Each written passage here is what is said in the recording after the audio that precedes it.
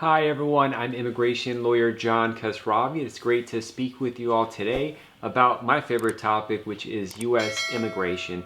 I'm a managing attorney of the JQK immigration law firm headquartered in Los Angeles, California, and I exclusively practice U.S. immigration law. And I have this half an hour every Monday through Friday, 5 p.m. Pacific time, where I record a live Q&A session to bring up the questions you have and to the best extent possible give general educational answers. Obviously, you need to contact and discuss it with an immigration lawyer in private to talk about your case, but trying to advise people as to what's really going on behind the scenes of the immigration system to the best extent possible. The live version of this is on TikTok. The screen name is Immigration Lawyer John. And today on Wednesdays, we're live on YouTube as well. So if you're there, you can ask questions. And the recording of this is on YouTube where you can catch it along with clips on Instagram, on YouTube. The screen name for all those, username for all of those is JQK Law Firm. You get that there. So without further ado, let's get started.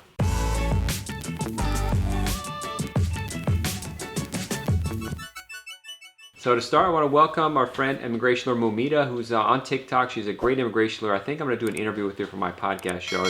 She doesn't know about it, but I'd like to have you on the show. If you haven't already on TikTok, please join her channel. She has a lot of information that's really helpful. I think it's needed, so it'd be a good resource to get into about immigration law. So, what's going on with the practice? What's going on with people who have cases going on? Some good news, some bad news.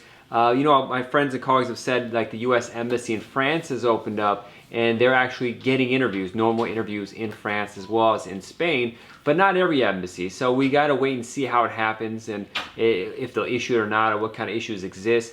For example, even if you do an interview, they may not issue the visa at that time, or you might be subject to some sort of travel ban due to COVID-19. So it's really up in the air as to when USCIS will fully reopen for interviews, when the embassies will reopen for interviews, all that kind of stuff. We don't know. Now, Ziggy, a regular listener, says, how are you? I'm doing good. How long do you have to wait for an oath ceremony in New York? You have to wait for whenever they're ready to call you in. So just be patient, and hopefully it won't be longer than usual or needed, but that's up to them, and they'll let you know when it's your turn. And that goes with all these other questions about timelines. It really is about when USCIS or when the Department of State wants to deal with you and wants to do it, and then that's all we can do is wait. Sorry, asked any marriage-based interviews here. In the United States, there probably are not really any marriage interviews or green card-based adjustment of status cases happening. USCIS in general is only focused on naturalization citizenship cases unless you could show an exception of an emergency of some sort that would require you to have an interview. So maybe you have a diversity visa case, you can make expedite requests potentially, or you have a child aging out for some reason, that kind of stuff. But really their focus is on naturalization and the oath ceremonies to get that backlog out of the way, or at least that's just what they told us right now. So we'll see what's going on. I mean, hopefully sooner rather than later. I know it's stressful. USCIS has said they've had a 50% drop in the amount of filing fees they're getting, which means 50% less cases coming in. So it shouldn't be as busy because they have less numbers of cases that have been filed since COVID-19 happened. And so, probably it's going to get back to normal soon, but there's low numbers. But at the same time, they issued a furlough. They're telling employees maybe not to come in July if they don't get a bailout because they didn't make enough money this year because of COVID-19 or blowing money and other stuff. So we'll see. It's all over the place. It wasn't expected that they're not going to make enough money to operate potentially. They may need to shut down, and that could cause delays too. So, it's really, when you ask me how long things take, if I had a crystal ball and I could guess the future, I would be going to the stock market and make a lot of money, or go to a casino in Las Vegas and make a lot of money. I wouldn't be here doing a video. But so you're asking me to tell the future. I can't really do that. It's not in my, yet. Hopefully in the future, one day I can learn how to tell the future. But right now, that's not happening. So while people are trickling in and the questions are coming, let me see if I missed any. If you haven't already, please follow us on these various websites. On TikTok, it's Immigration Lawyer John. On YouTube, please subscribe, follow, ring that bell. There's a lot of good information there that's popping out. I think I'm putting more material out than anybody out there really right now. And as long as we have a lot of viewers coming in and enjoying what we're doing, then we'll just continue to do it. I really like talking about immigration, so I don't mind. So that's that. All right, so what else is going on in the immigration world?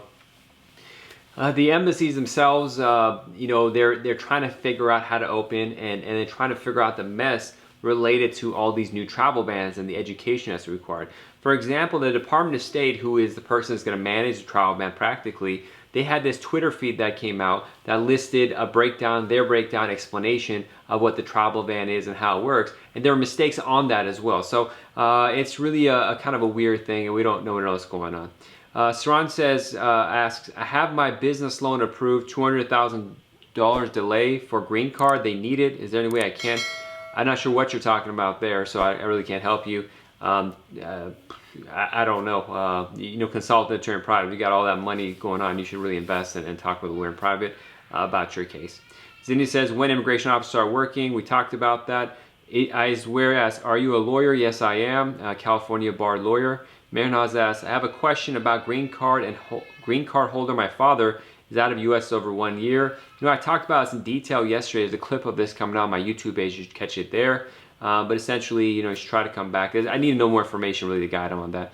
Goli asks, hi there, how are you doing? I'm doing good. Nice to see you again, Goli. Thank you for regularly coming in and joining the show. Mehrnaz, whose father has a green card, has been out for more than a year. Can he travel now?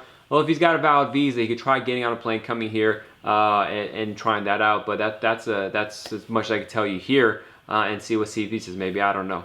Raj says, when we file an EAD renewal, it's a work permit renewal, if we don't get a new card, then it's an automatic extension for 180 days. Well, it depends. So there's a program where if you have a work permit, an EAD, employment authorization document, and you renew it, depending on the basis that you got the work permit, at the time of filing the renewal, even if it's not approved yet, you get an automatic 100-day extension. But it depends on what kind of work permit it is that you file for. So if you're in what's called like the C9 category, and the C9 category is for people who are filing for adjustment of status. So you file the green card within the United States, and you can file a work permit with that. If you have that filed pending, the green card application process, I-485, Form I-485, is pending too long, your work permit is going to expire. If you file a renewal, Form I-765, it's automatically extended 180 days past the expiration date. I believe it's 180 days. I'll double check that. It is listed on your receipt, but it doesn't apply to every category. For example, if you're an L2, a spouse of an intercompany transfer, I know that's a mouthful, but if you're a spouse of an L1 intercompany transfer, an L2, you have a right to apply for an EAD. But once you file for a renewal of it, there's no automatic extension by filing. So when you ask me, do you get the automatic extension? I don't know. I don't know what kind of case you have, what the basis of it is, so I can't really answer that question in detail for you.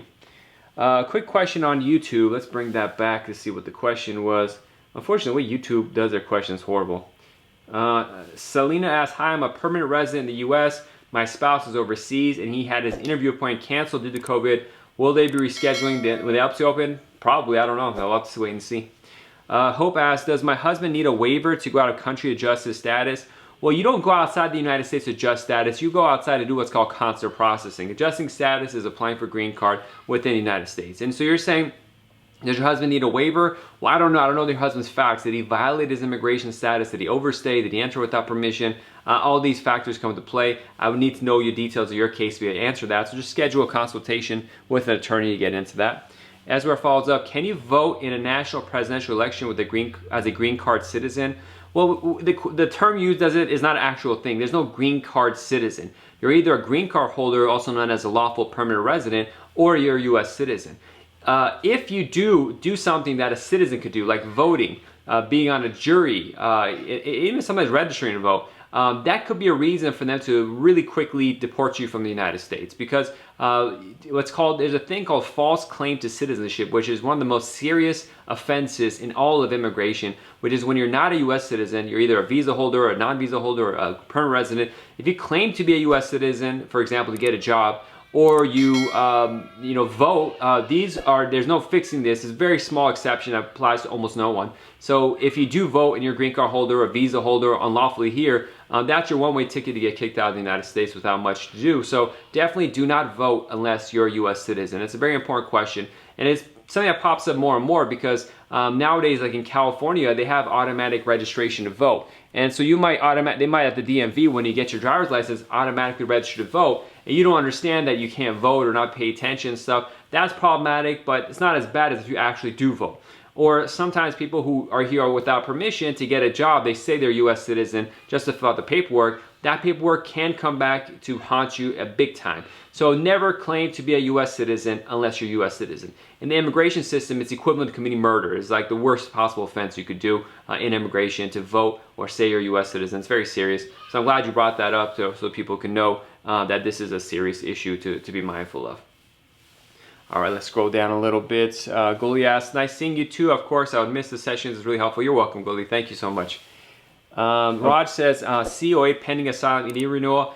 Raj, you had asked a question about the extension, I believe. I don't know if the COA pending asylum has that or not, but you can just go to the ISEM's, the website for USCIS.gov. They break down which ones are part of this automatic extension. Just look it up from the source. That's the best way to do it. All right. Alejandro says, I submitted my DACA renewal since December 2019. Have not gotten it. It expired May 25th. Are they backed up? No, actually, DACA, they've been surprisingly doing fast. Now, every once in a while, 1 out of 10 cases may take 6 months, 7 months. And I don't know your case, if you've had arrest history or anything like that. But for the last year or two at least, when I'm filing DACA renewal cases, they're coming back surprisingly fast. Sometimes as quick as 3 weeks, sometimes 3 months. But here you're going on 6 months. I don't know what's going on. It could be they're messing up, or it could be there's problems. I don't really know. You should really consult an immigration attorney to see if you had problems with the case. Maybe follow up with them, or you get your congressional representative involved. I don't know. But you should probably start thinking about looking into that, the professional. Irving asks, are you a real lawyer? I don't know. Go check out my name and see. Irving says, what happens if attack an ICE agent? Well, I don't know. You shouldn't do violence. Let's see if I kick you out. Let's see. Is that no, they don't let you kick people out. What's going on? Let me see. Block. Yeah. I just testing. I didn't really want to block the guy. I did. I was just trying to test out the buttons, but there we go. It's just stupid things you get blocked. Okay, so if you do, attack agent is really stupid, but if sorry, I lost track of this. But sometimes people do stupid stuff. You got to push them out just for fun. Why not? I got the power in this little room that we have here. So what were we talking about before that? Yes. So when you have DACA and it's taking that long, you should look for a lawyer. It really doesn't take that long nowadays. But you never know with immigration. It's a weird situation to deal with. So what else does the questions that typically come up? The marriage cases, how long that's taking, those are problematic. One issue that is popping up a lot, and this is probably will affect a lot of you, is when you do a family-based case, many times you have to show, even adjusting status, you have to submit a copy of your birth certificate. But one thing that's been happening a lot in 2020, and I just got this issue recently, is USCIS officers will send you what's called an RFE, and they'll say, you didn't send a birth certificate, or the birth certificate is incorrect, when it's not. So that's a major problem, because then it leaves you confused. Like, we have one case, the person's from South America, we have a valid birth certificate, we got an RFE that says you need to send a birth certificate. Well, we did submit the birth certificate and it was correct. So it kind of confused you. I know they're wrong, so resubmit it, but if you're filing your own case, it could be a really scary kind of thing. So definitely, know that this is happening. Just for education purposes, I think I'm going to have a congressional representative contact the office and follow up with us, because I don't want them to deny the case for no reason, and I want them to pay attention. We sent the birth certificate. What's the problem, So that's one issue that's really popping up that's frustrating. User 535 says, hey, when U.S. Embassy will open back up? I don't know, whenever it does. Lizzie asks, are immigration offices closed in D.C.? No. Arsenal says, submitted my docs for extension and green card. Now it's been 1 year, case stuck, ready for schedule. When you're saying extension of a green card, you don't necessarily have an interview for that, and it may take more than a year. It is what it is. Go check out USCIS.gov case processing time to see if your case is within regular processing times, and take it from there. But that's that. You may not need an interview at all. Omar says, hi, my petition I-130 has been approved, and I didn't hear from the embassy since 2 months now. Yeah, they're really random. So when you have a case, a green card immigrant visa petition approved, I-130, I-130, or I-140, the next step, if the foreign person is overseas, is to go through the National Visa Center. They're part of the Department of State, doing consular processing. That's all the terminology. Now, when the I-130 gets approved, or I-140, here is I-130, usually the USCIS has to send the case to the Department of State under the auspices of the National Visa Center, or the NVC. Now, what the inconsistency that I'm seeing is, I'll have an I-130 approved, and the next day I'll get a notification from the National Visa Center, NVC, to start the case. And I'm like, what the hell's going on? A day? And I have another case, it's been 2.5 months and we still not hear from them. So they give it up to 3 months, but at the 2-month mark, what I do is I email them. There's a email called state.dos.gov or something like that. You gotta look it up. Just put in Google NBC research.state something. It'll bring up the proper website. And that's the organization that you can email to do that. But there's also on the National Visa Center website, there's a contact us page. You can also try to contact us there as well to see what's going on, because the inconsistency is there. I got a couple of cases within a day of the I-130 approval, we got embassy notification. I'm like, wait, how did they get it so fast? You usually tell us 3 months. Probably the I-130 is approved months earlier. They forgot to tell us, and so I sent it. That happens as well. It's just a messy system, but you could always look into it like that. On YouTube, Dari, hi, good to see you. You asked, how long close embassy CR1? I don't know. Whenever COVID-19 dies down and they're not worried about it, that's when you'll know what's going on with that. Lizzie asks, I want to be an immigration attorney. Okay, you gotta have a lot of patience, be into meeting people, talking to people, answering the same question 10,000 times, being okay with it, dealing with USCIS, the immigration system, headaches. But as long as you're okay with all that, then it's a good job. I love it. I talk about it all day. I enjoy it. But it takes a special kind of person who's into that. Afghan Beauty says, what are the requirements to invite a friend for a green card? How long does it take? Well, there are no programs to invite a friend for a green card, so it's impossible to do what you're asking for. And every program is different at different times. So your question just is not possible. Lizzie asks, why do you take visa? So why did it take so long? I think you mean U visas, and these are visas for people that are victims of crimes primarily. Why it takes so long is there's only a limited number of these each year that could be used, so there's a long line that develops because of it, and they're not processing them as quickly, so that's what happens. User 535 says, hey, when U.S. Embassy will open? I don't know. You're welcome, Omar. Arslan asks, I-751 status showing ready for schedule for interview for at least 8 months. Yeah, just you gotta wait, and when that happens, it happens. Shahrukh, a regular, is if we lots of traveling to our home country with green card, that makes sense while applying for citizenship.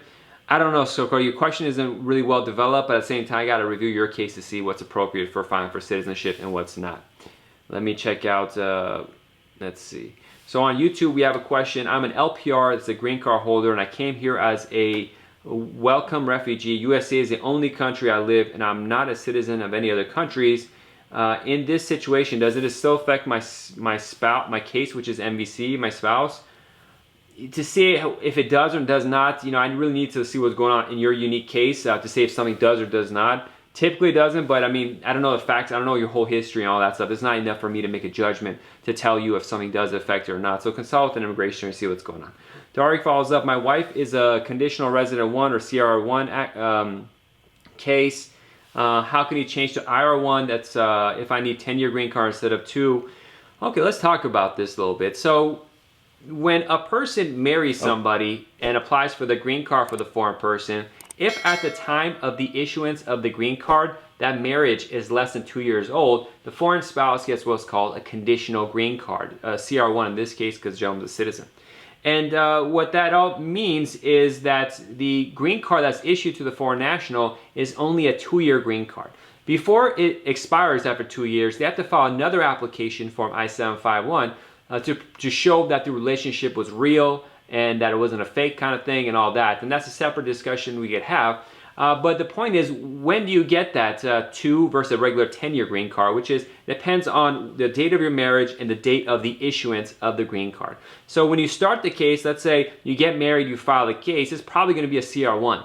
But when you have delays that are happening right now, for example, with COVID-19, it's going to take longer and longer to do the interview for the green card to get approved. So there's a good chance by the time the green card is approved, it'll be more than 2 years, like in this case. And so when the green card is mailed to you, it's going to be a 10-year green card on its own. There's nothing you could do. It happens on its own.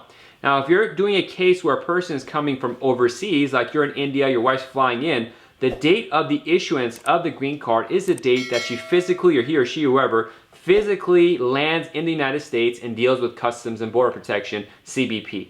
that's the date the immigrant visa turns into a green card. And if that date is outside of 2 years of your marriage, outside the second year anniversary of your marriage, then they'll issue a 10-year green card. Now, one issue that does pop up is people, for example, get married and the green card's approved a year later within the 2-year mark, so they should get a CR1 2-year green card. They enter at the airport and the officer mistakenly marks it as a 10-year green card. And then in the mail, you get a 10-year green card. You're excited. Say, hey, I don't have to do I-751. That's not true. Even though the officer made a mistake and issued a full permanent 10-year green card, that's their mistake. You still have to do Form I-751 removal of conditions in a timely fashion. So in those kind of cases, you have to, on your own, affirmatively go and tell USCIS there was an error to issue the proper green card and keep an eye out to file Form I-751 at the proper time. They can't rely on their mistake. You have to do it on your own to fix that. And that's really important, because if people are doing this on, they don't know about that, and it becomes a major problem. So I hope I helped you with that answer. You're welcome, Doug. But it'll be great says, what are the estimated times they'll start adjustment status interviews? There is no estimated times. Just got to be patient. Kron says, can I file for asylum right now? Maybe. It depends on a lot of different factors. Go call a lawyer. Nostrat says, hi, is there any suspension on the green card filed in the U.S.? No. Pooh says, how long it takes if I file my little brother, which is 23 now, but I'll be a citizen next year. You can't file for your little brother if you're not a citizen, and how long it takes varies. Well, we can have a consultation to discuss about that. Pooh asks, my mom has a conditional green card, but I applied to be removed and applied to the green card. Your question is way disoriented, so please refresh it. So I'm not sure what's going on. Shogas, I mean, like every year, once for a month for visiting family. My question was traveling with the green card. If you travel with the green card on some vacations and come back, that shouldn't affect citizenship, but I got to know the exact facts of all your case. So, I can't give case-specific advice, but generally, if you have like short trips, vacation for a week or a month outside the country, that on its own is not a problem, but I need to know more facts, so I can't advise on that in specific to your case. Okay, let's see what else going on. Mina, I'm doing good, thank you. Arsalan asks, what does it mean USCIS scheduled interview and then cancel and now status showing ready for interview?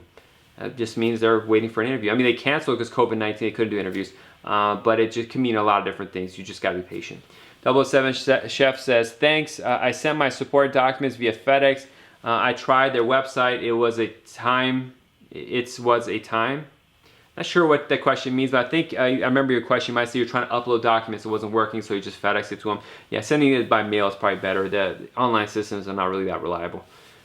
I wouldn't rely on it. I almost never file things with USCIS online. Pujas, but she is asking if she can wait for the new green card, or what number can we call to see the status? I don't know. I got to really sit down and talk to you, because first of all, your question, the first part was way at the top, and now it's different. I don't remember what you talked about. But when it comes to really case-specific kind of stuff, what they need to, I don't know. I mean, go to uscis.gov maybe, see what's going on, but you should probably consult with a lawyer if it's this confusing. ABC says, thank you for your services. Thank you. Arif Khan, hi to you as well. You're welcome, Nusrat Khan. Mina says, I'm a U.S. citizen. My husband tells me if you get a divorce, I will send you back to Afghanistan. True? No, that's a horrible thing. I'm sorry you have to deal with that. But no, if you're a U.S. citizen, even if you weren't a U.S. citizen, it's not up to someone else to say you're going to kick you out. It really depends on your background, stuff like that. So, that sucks. I'm sorry to hear that. Arif says, hi, USCIS still processing I-130 petitions after the hold till December or not? Yes, they've never stopped processing I-130 petitions, and this is one of the main reasons USCIS is going bankrupt, because people think that they're not processing applications. There's never been a pause on submitting applications and petitions to USCIS. I've been filing them regularly for the last 6 months. Never one single pause. They do accept and process cases. And if an interview is not required, they even approve them. I've been getting work permits, green cards, all the like, no problem. Tariq follows up on YouTube. I'm in California. My U.S. passport expires. Which form can I use to renew 10-year? You go to the post. Just type in on YouTube, how do I renew my passport? I mean, that's that. Do you mean green card? That's the I-90 and stuff. But if it's a passport, just go online. I mean, but it'll be great. Says, I have an H-1B and also an EAD card based on marriage. Would my H-1B be affected if I work on my EAD? I believe yes. This is some lawyers don't think this is a discretion thing, but if when you have one visa category that you're working on, for example, the H-1B visa, that visa is connected with the exact work that you're doing. So you have an employer that's filed for your H-1B case, and when it's approved, you can only work for that one employer. But now that you have a side case that's a marriage case, and based on that, they give you a temporary work permit to hold you over, if you just work another job unrelated to your H-1B, that violates your H-1B status. So in my opinion, if you do work on EAD, the H-1B is invalidated. However, if you have a happy marriage and all the case is strong, it doesn't really matter because you're going to get your green card. But that really depends on the strength of your case, what kind of issues exist, if you want to risk violating the H-1B, losing it, because that's what's going to happen in my opinion if you do work on the EAD. So it's really up to you to how you want to deal with it, but that's and how cautious you want to be. I don't know the details of your case, so I can't specifically say what's best for that. All right, so user says, do you smile also? You haven't watched the last 30 minutes? Shark says, my brother's a citizen of Australia. If he comes here to join us, can he get a green card here? Probably not. It really depends on the facts of this case. So, you have different versions of this question you're asking. Just consult with an attorney. It depends, and you can't just come here and then apply for a visa. That's going to be fraud or misrepresentation potentially. So there's a lot going on there, which I'd recommend having a private lawyer talk with you. Mina asks, I have been here since 2014. I don't have any bad and criminal record. All I do is study and work. Well, it's not bad. Studying and work isn't a bad thing. That's what I do all day too. Nusrat Khan says, I just received my work authorization. Any idea when I can get my interview for a date for VAWA case? No, that's going to happen whatever happens. Harid, our friend, asks, can H-1B PhD work full-time? Can I take both salary and assistantship? Can H-1B study PhD working full-time? There are some nuances to the H-1B where you could study. I don't know if you can study full-time because the H-1B, you're here to work in a job category, and that's your focus, and the hours are listed in your Form I-129 that's submitted. And so if you want to study on the side, it may be possible. I can't guarantee. It depends on what you're doing. But to study full-time, that may seem like how you're going to work full-time, which is what's been approved for you in the studying. So I would be cautious about studying full-time on something like that. That'd be problematic, but you should just talk with the lawyer. Your employer has a lawyer, H-1B employer that files your case, so just talk with them. Six Dark Knight asks, I want to bring my fiance back to America. She was here with the green card and now expired. I want her. I'm not sure what you're saying. There's a lot going on in that case. I'm not sure, so you should consult with an attorney. If she had a green card, it's expired. It's kind of a weird situation. So I would say consult with an attorney in private. That's the best thing to do about that. 6 Star Nights here on tours is going to get married. Okay, I wonder. Yeah, you should consult with an attorney. There's potential fraud and misrepresentation issues that pop up with that. And the green card, even though it's expired, might be valid. You might have to give back the green card first. It's a complicated case you have there. Didar says, when U.S. Embassy are going to open? I don't know. Let's see. When they open. User 95 says, is it a good time now to apply for citizenship? Now I just finished my green card. Whether it's a good time or a bad time, it's up to you and your case and what's going on. There's nothing about the timetables right now is problematic. It really depends on the details of your case and what kind of issues that you have. So just talk with a lawyer in private. Email my office, info@jklaw.com. Take it there. Mina says, you're great, sir. Thank you. You're welcome. Mina says, God bless. Thank you. User 948 says, considering green card. Yeah, talk with a lawyer, see what's going on. Shark says, someone told me that the lottery green card can apply for citizenship after 3 years. Is that correct? No, you can only file for U.S. citizenship after having a green card for 3 years if you've been married and living with a United States citizen. So if someone wins a green card lottery and just happen to be married with a U.S. citizen and moves to the U.S. and lives here with that citizen, yeah.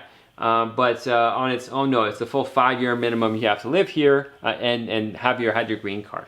Odysseus asks, how much to apply re-entry permit? So the government fee for re-entry permit, how much is that? I can't remember. Go to Form I-131, look up the re-entry permit fees. How much a lawyer costs, it varies depending on your case and how much services are needed. Just schedule a consultation and we could discuss that and see what's going on with your case. But that's the best answer I have to that. So we only got a minute or two left. If anyone has any last questions, let me know. I'll be back again tomorrow, Thursday, July 2nd.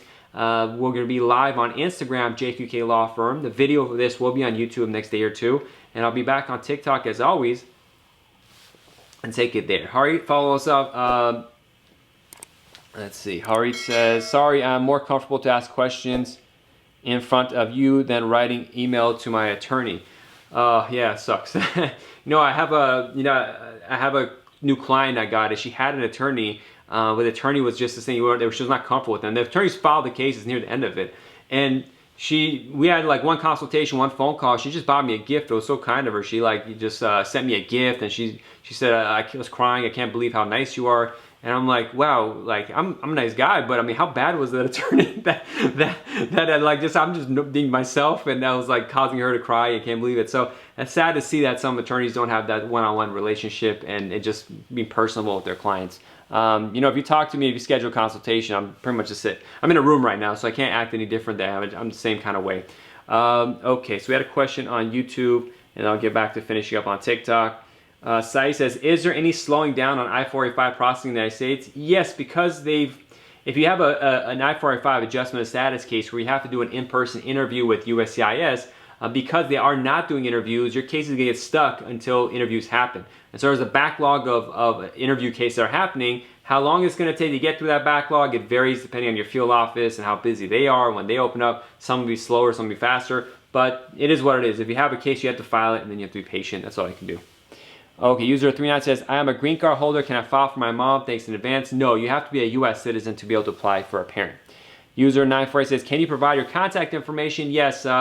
Since you're on TikTok, the best thing to do is go to my profile, one, follow it, and secondly, click on the link there. It goes to a page that has my reviews, my videos, my website, and all that. But my email is info@jqqlaw.com. What you do is you email me, break down briefly what your immigration case or issue is. If it's something I handle, then I give you information on scheduling a consultation. If it's something I don't handle and I know someone I can refer to, I'll say, you know, let me connect you with this other person. But note that there are consultation fees with my office. But email me and let me know what your situation is. I can tell you what the fee is at that time.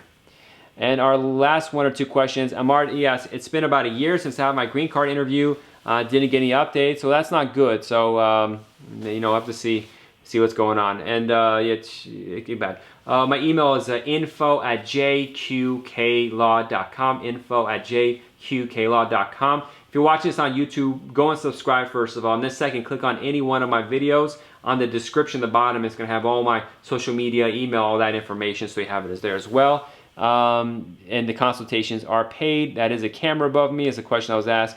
All right, so we got everyone's coming in now. Let's see, I got to take my kid out to the park, so we'll get a couple more minutes and then we'll go. I got to, before the sun goes down, got to do that. So on YouTube, Kishore asked, my EB3 filing application is stuck 1 month before. Any hopes it will move forward soon? Well, EB3 maybe. EB3 maybe. So because yeah, there's hopes of it happening. So in the next couple months, I got to see where you are in line. So I don't really know. I can't say exactly your case. But the EB3 employment-based category, these are unskilled workers. There may be a good jump popping up pretty soon. Again, there was a 1-year jump from last time. So I'm optimistic, but it depends on where you are in line. I don't know. And if you're from India, that's longer, but line's longer. But there's a good chance there's going to be a jump. Shreets Monk asks, my extension letter will expire on February 2021. Can I travel outside the United States and come back after a month? February. Well, I think you asked this yesterday, so someone else did at least. You need to have that valid paper extension for your I-751, if that's what you're talking about. I-751 receipt, that's an extension. If you don't have that, then you gotta get an extension stamp in your passport to be safe. I would not leave with an expired receipt. We have a question here on YouTube where Muhammad asks, can I file an I-751 myself? Yes, I have a video on this on my YouTube page. Either I publish it or it's going to publish today. It's there. The reality is, yes, you can, but you have to request a waiver. And so then you have to get that kind of stuff. There's a lot more legal work. In those cases, I 100% say you should contact an attorney and discuss it with them. Sandeep says, hi, sir. I want to know if my spouse visa got refused. How many time process got spouse visa? I'm not sure what your question is. If it's refused, you'll know it's refused. They'll tell you. The rest of your question, how many times, it didn't really make much sense to me. Okay. All right. So user 948 says, do you do video consult? I come in person. I only do video consults now. And even when COVID-19 ends, I'm going to stop doing in-person consultations. So it would be by video. I'll send you a link where we can talk with each other, and it'll be a private thing like that. User 397 says, may I know where your office is located? I'm in Los Angeles, but again, I wouldn't do an in-person consultation, and I could take cases from everywhere. So the kind of cases I handle, it's all done by mailing the USCIS, the government, or uploading documents to the National Visa Center, or emailing them and asking for correction, or a phone call. So it doesn't require in-person. And if you need an interview, sometimes I may fly out there, sometimes I may find a colleague, or sometimes I'll say, you know, you don't even need an attorney at the interview, like that.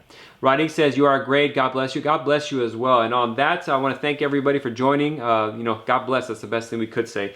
I'll be back tomorrow on Instagram, JK Law Firm. The video of this will be on YouTube in a day or two. I'll be back on TikTok for sure. And thank you everyone for joining. If you haven't on these various social media sites, please, you know, subscribe and ring that bell and all that kind of stuff. The more conversation flowing we have here, the more I'm going to do this and continue doing it. If there's no questions, I'm going to disappear. So I really appreciate it. Tell your friends to come join, and we'll take it with that. God bless everyone. Be safe. Bye-bye.